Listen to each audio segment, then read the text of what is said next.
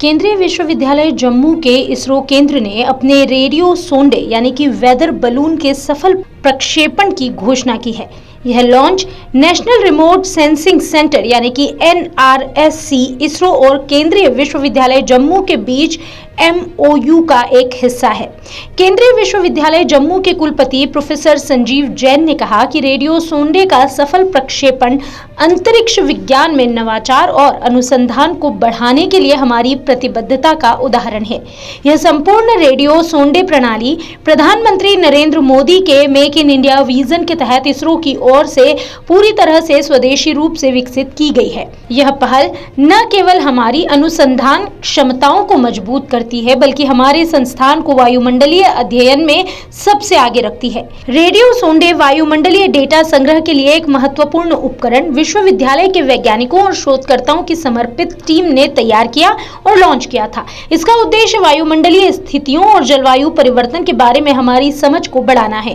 केंद्र के संयोजक प्रोफेसर विनय कुमार ने कहा कि यह केंद्र CUJ के इसरो केंद्र से द्विमासिक गुब्बारे को लॉन्च करेगा। प्रोफेसर कुमार ने कहा कि यह डेटा एक अनूठा सेट प्रदान करेगा। अन्य केंद्र और संस्थान केवल सुबह और शाम के ही समय यह अभ्यास कर रहे हैं।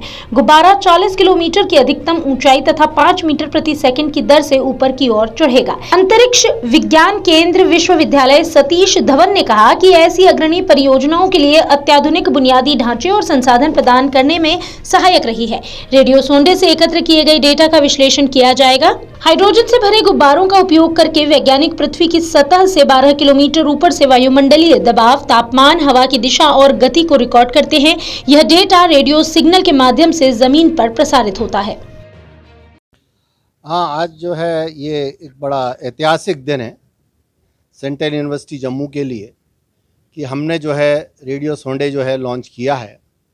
बेसिकली एक बैलून जो है 40 किलोमीटर तक ऊपर जाएगा।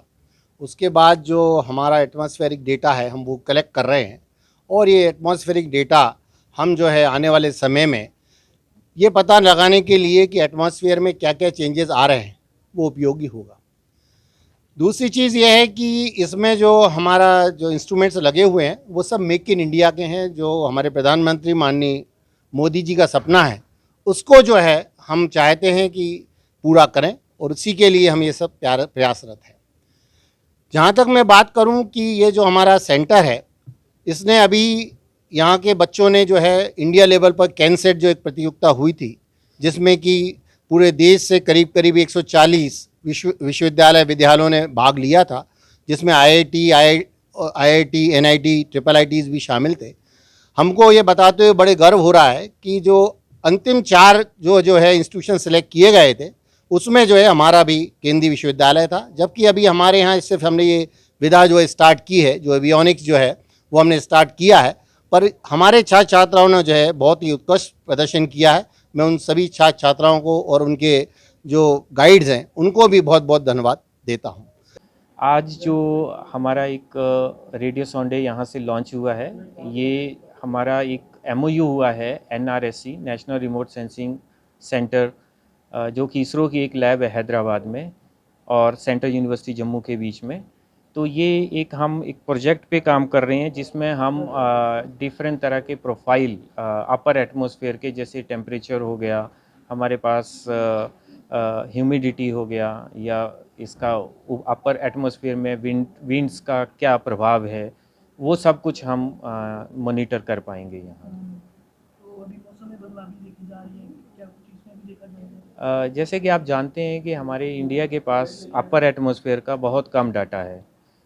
अलग अलग जो सेंटर्स हैं या तो वो सुबह लॉन्च करते हैं या शाम को लॉन्च करते हैं। तो अगर हमने ये समय इसलिए भी चूज़ किया क्योंकि ये इस टाइम 2 बजे हमने जो लॉन्च किया है वो बहुत यूनिक टाइम है। इस वक्त जो है अपर एटमॉस्फेयर के जो कन्वेक्टेड लेयर्स हैं वो फुली डेवलप हो गई होती हैं। तो जो ऑलरेडी हमारे पास डाटा है, अगर ये डाटा भी हम उसमें दें तो ये बहुत इन्हांसमेंट होगी और शोधकर्ताओं को उसको अपर एटमॉस्फेयर को जानने का और ज़्यादा आसानी से वो उसको एनालाइज कर पाएंगे। जी, ये Satish Dhawan centre for space sciences, केंद्रीय विश्वविद्यालय जम्मू से ये पहला लॉन्च है और ये फोर्टनाइट इवेंट रहेगा 2 साल तक। हम हर मंथ जो है लगभग एक लॉन्च तो हम एक्सपेक्टेड है कि हम करेंगे। यस, ये सक्सेसफुल लॉन्च है और आप देख पा रहे हैं कि ये हमारा ग्राउंड स्टेशन है जहाँ अभी सारे सेंसर्स डाटा हमें लाइव हम देख पा रहे हैं। कितने किलोमीटर जाएगा ये हम एक्सपेक्ट कर रहे हैं 35 to 40 किलोमीटर जो ऊपर तक जाएगा। फिर अपर एटमॉस्फेरिक प्रेशर से ये अपने आप ब्लास्ट हो जाएगा। फिर जो हमारे सेंसर्स हैं रेडियो सोंडे जिसको हम बोलते हैं वो फ्री फॉल होगा और ये गिरेगा। हम एक्सपेक्ट कर रहे हैं कि ये 50 to 100 किलोमीटर की रेडियस हमारा लॉन्चिंग साइट से इस रेडियस के बीच में ये एक्सपेक्टेड है गिरने का। एग्जिट पोल 2024 1 जून शाम 6 बजे से, लोकसभा चुनाव के नतीजे 4 जून सुबह 7 बजे से। देखिए चुनाव नतीजों से जुड़ी हर खबर सबसे पहले, सबसे सटीक, केवल अमर उजाला पर, amarujala.com।